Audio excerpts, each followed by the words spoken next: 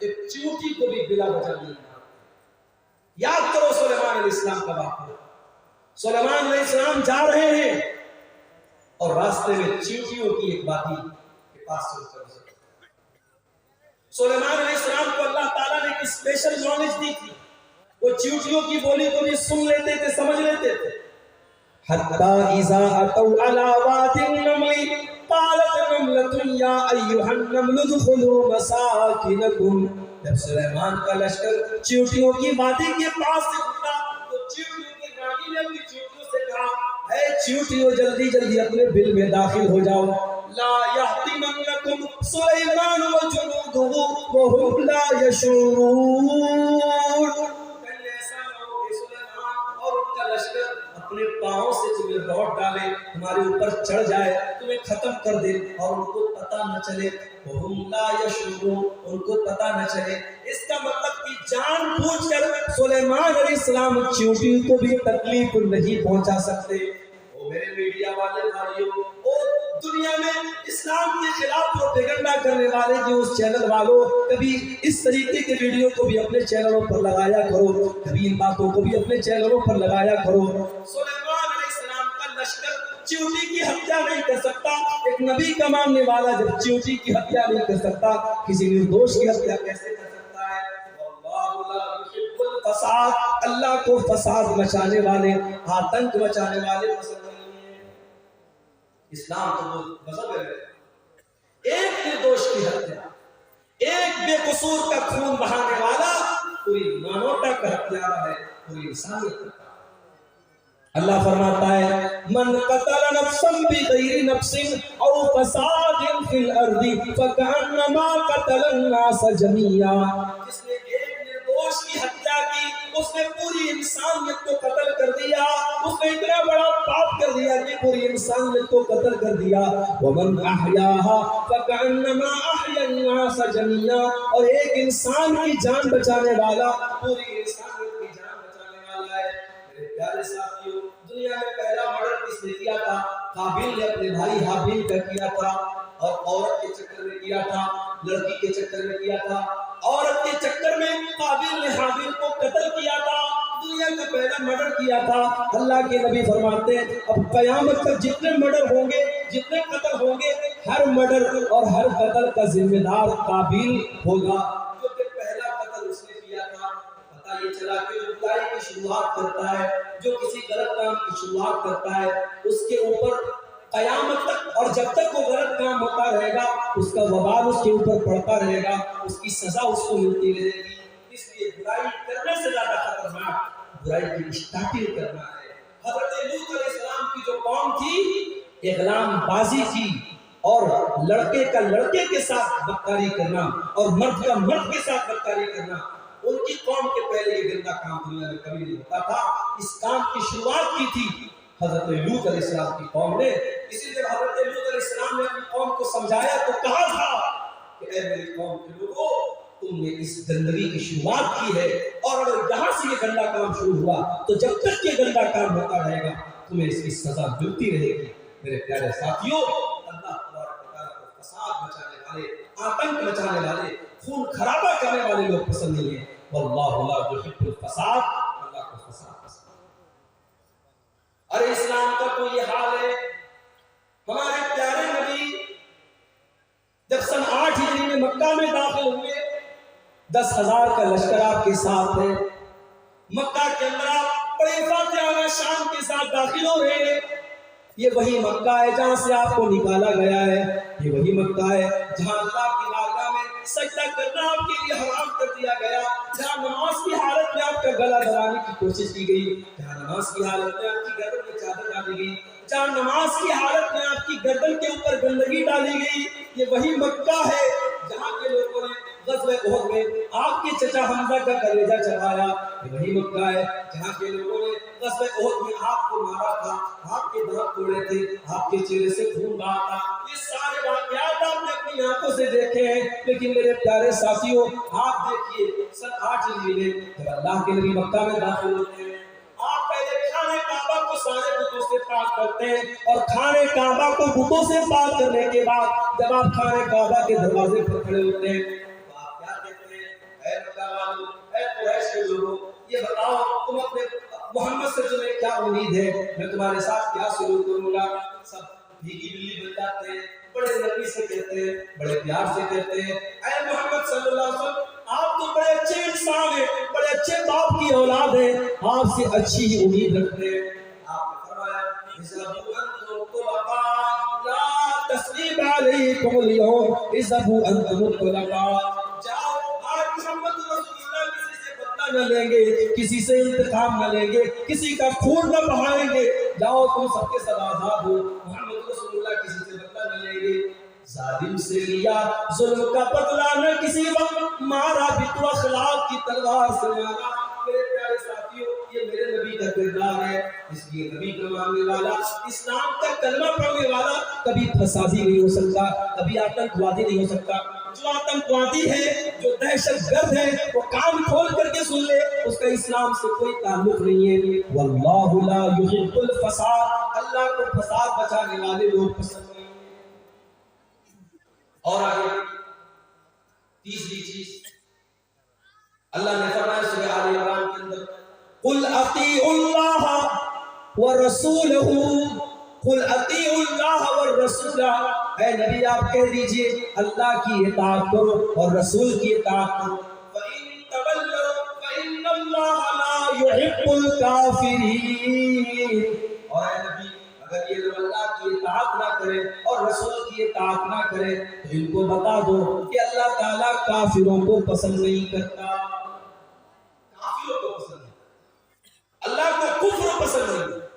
कुफ्र का मतलब इनकार, जो अल्लाह को न माने, जो रसूल को न माने, जो अल्लाह की किताबों को न माने, जो अल्लाह के नबियों को न माने, जो अल्लाह के फरिश्तों को न माने, जो तकदीर को न माने, जो क़यामत के दिन को न माने, जितनी चीजों पर ईमान लाना है उनमें से किसी चीज को न मानने वाला, उसके अंदर डाउट करने वाला, उनके अंदर शक करने वाला काफिर हो जाता है। और काफिर को अल्लाह ताला पसंद नहीं करता। अल्लाह को मोमिनों से मोहब्बत है, अल्लाह को ईमान वालों से मोहब्बत है, अल्लाह काफिरों को पसंद नहीं। अल्लाह को कुफ्र से इतनी नफरत है, अगर कोई इंसान कुफ्र की हालत में मर जाए, अल्लाह फरमाता है वलल्लज़ीना यमूतूना वहुम कुफ्फार, जो कुफ्र की हालत में मर जाए और मरने के टाइम वो तौबा कर ले, उसकी तौबा का अल्लाह क्या कोई मतलब नहीं है। जो कुफ्र की हालत में मर गया वो हमेशा जहन्नम में रहेगा। अल्लाह का शुक्र अदा कीजिए, हमारा ईमान, हमारा मुसलमान है। अगर हम और आप मुसलमान न होते, ईमान वाले न होते, शायद हम भी किसी पत्थर के बुत के आगे आज सजदा कर रहे होते, शराब पी करके नाच रहे होते। ये अलग बात है, बिहार के नीतीश कुमार साहब ने शराब बंदी कर रखी, लेकिन अंदर से टेबल के नीचे से बड़ी शराब पी जा रही है। अभी झारखंड से मैं आ रहा था, आज शाम को भागलपुर से वहां मैंने जुमा पढ़ाया लालबगिया में, वहां से मैं स्कॉर्पियो से आ रहा था।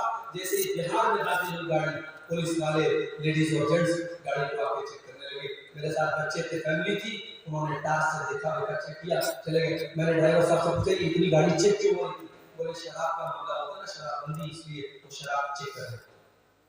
पाबंदी है बिहार के अंदर, मगर हम सब जानते हैं कि शराब पी जा रही है। और अफसोस की बात यह है कि बड़ी तादाद में मुसलमान शराब, कितने मुसलमान हैं जो बगैर शराब पिए अपने घर में दाखिल नहीं।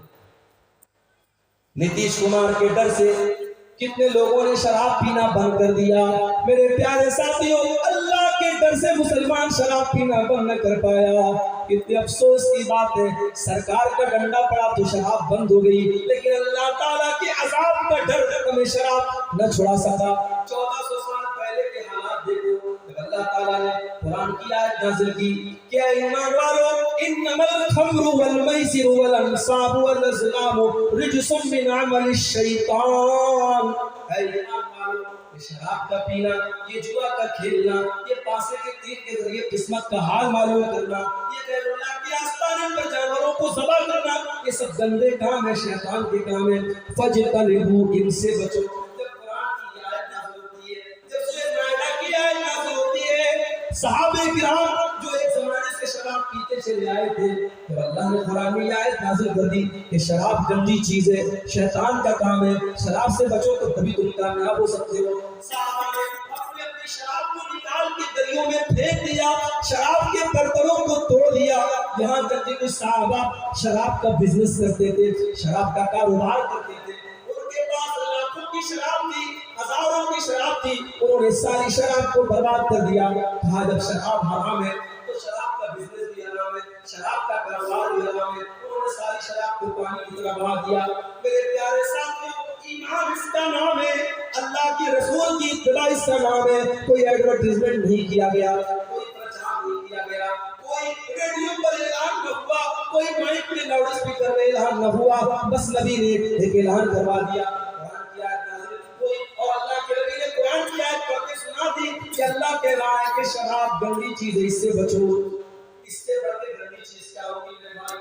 آج شراب پی کر کے آپ کے گھر میں آتا ہے، زبان سے گندی گندی گالیاں نکالتا ہے، شراب پی کے گھر میں آتا ہے، اپنی بہن اور بیٹی کو بھی گندی گندی باتیں کہتا ہے، شراب پی کر کے گھر میں آتا ہے، اپنے بچوں کے سامنے نازیبا باتیں کرتا ہے، شراب پی کر کے اپنی بیوی کی کمائی کھاتا ہے، شراب پی کر کے اپنی ساری کمائی کو لٹا دیتا ہے۔ اسی لیے حضرت عثمان غنی کہا کرتے تھے ان الخمر ام الخبائث، یہ شراب تو تمام برائیوں کی جڑ ہے۔ جو شراب پی لیتا ہے وہ زنا بھی کر سکتا ہے، جو شراب پی لیتا ہے وہ قتل بھی کر سکتا ہے، جو شراب پی لے گا وہ دنیا کا کوئی بھی نہیں کام۔ تو آپ دیکھیں اللہ تعالیٰ کو کافر پسند ہے۔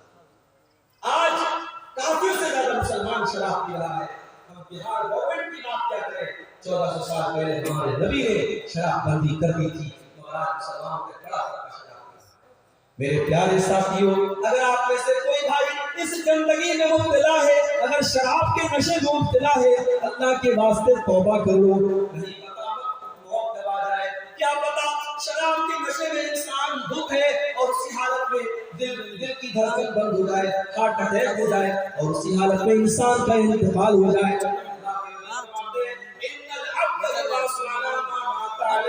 بندے کا انتقال جس حال میں ہوگا، بندہ جس حال میں مرے گا، اسی حال میں قیامت کے دن اٹھایا جائے گا۔ اے شراب پینے والے، اگر تیرا انتقال اسی حالت میں ہو گیا، کل قیامت کے دن اللہ کی بارگاہ میں تو شراب کے نشے میں اٹھے گا، تو اللہ کو کیا منہ دکھائے گا، تو اللہ کو کیا جواب دے گا؟ اس گندی چیز سے جلدی سے توبہ کر لے، اپنے پریوار کو، اپنے آپ کو اس سے تو نجات دے دے۔ میرا رب قرآن میں کہتا ہے وَلَا تُلْقُوا بِأَيْدِيكُمْ إِلَى التَّهْلُكَةِ، اپنے آپ کو ہلاکت میں نہ ڈالو۔ آپ کو ہلاکت میں ڈال رہی ہے، جو برباد کر رہی ہے، اس شراب سے اپنے دامن کو بچاؤ۔ اللہ کو کافی پسند ہے۔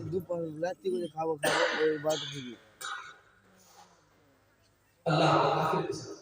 اگر کفر کی حالت میں آدمی مر گیا، انجام کیا ہو؟ اللہ نے فرمایا ان الذين كفروا وماتوا وهم كفار فلن يقبل من احدهم ملء الارض ذهبا، جو لوگ کفر کی حالت میں مر جائیں گے ایمان کی دولت ان کو نصیب نہیں ہوگی۔ کان کھول کر کے سن لو، اللہ قیامت کے دن اللہ کی بارگاہ میں اگر زمین بھر کے سونا بھی وہ لے کے آ جائیں گے اور اللہ سے کہیں گے اللہ تو زمین بھر کے سونا لے لے اور ہم کو جہنم کے عذاب سے بچا لے، اللہ فرماتا ہے فَلَن يُقْبَلَ مِنْ أَحَدِهِمْ، زمین بھر کے سونا لے کر کے ان کو جہنم کی آگ سے نجات نہیں دے گی، جہنم کی آگ سے اللہ کو نہیں بچائے۔ اس لیے میرے بھائیو، ایمان کی قدر کرو، ایمان پر قائم رہو، اللہ کو کافر پسند ہے، اللہ کو کفر پسند ہے۔ اور آگے اللہ کو ایک اور چیز بہت زیادہ ناپسند ہے، کیا ہے وہ چیز؟ وَلَا تُجَادِلْ عَنِ الَّذِينَ يَخْتَانُونَ أَنفُسَهُمْ، اے نبی، اے میرے پیارے نبی، آپ ان لوگوں کا ڈیفنس مت کیجئے، ان لوگوں کا بچاؤ مت کیجئے، ان لوگوں